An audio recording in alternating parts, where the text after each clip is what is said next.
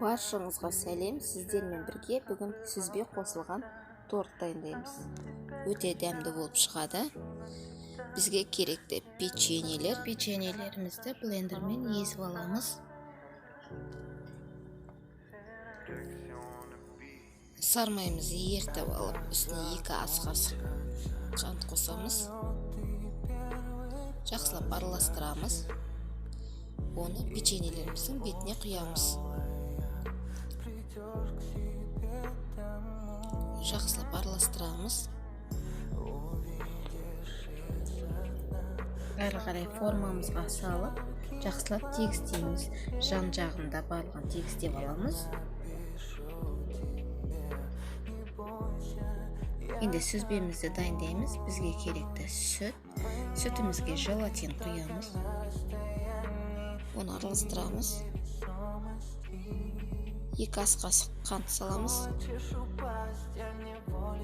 Оны жақсылап араластырып, бір шетке қойып қоямыз. Енді сүзбемізге кілегей құямыз.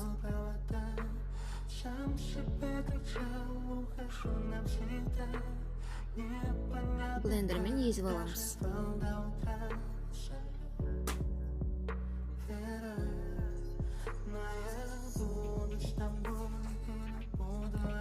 Үстіне сүтімізді құямыз, желатин қосылған. Тағы блендермен езіп аламыз. Сүзбеміз дайын болды.